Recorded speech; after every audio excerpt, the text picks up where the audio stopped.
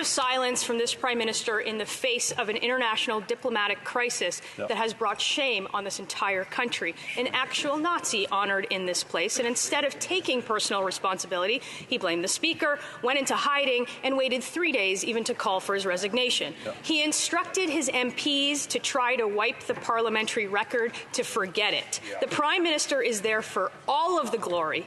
And when he makes a mess, he's nowhere to be seen. And now he says no one was vetted. He owes Canadians to take personal responsibility. Will he stand up on his feet and just do it today? The Right Honourable Prime Minister.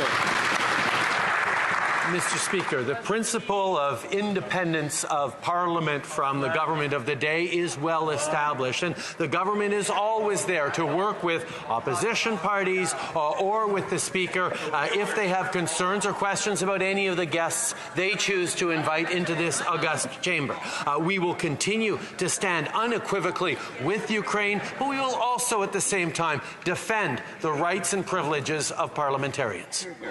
The Honourable Member for Thornhill.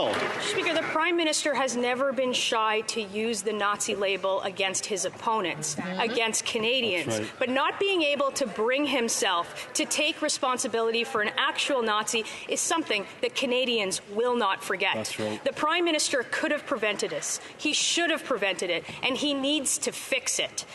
The world knows that under this Prime Minister, a Nazi was honored in this place. The question is who speaks for Canada? And if it's not this Prime Minister, isn't it time for Canadians to have one who will?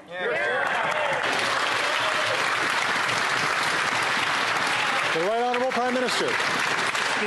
I think indeed Canadians and the world are watching very carefully what has happened this week and the terrible error that happened on Friday.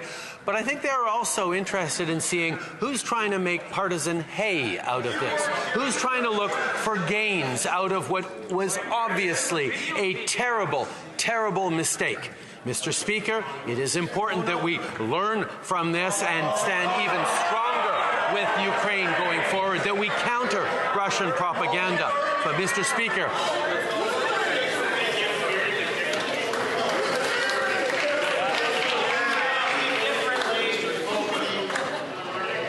the Honourable Member for Charleswood, St. James, Assiniboia.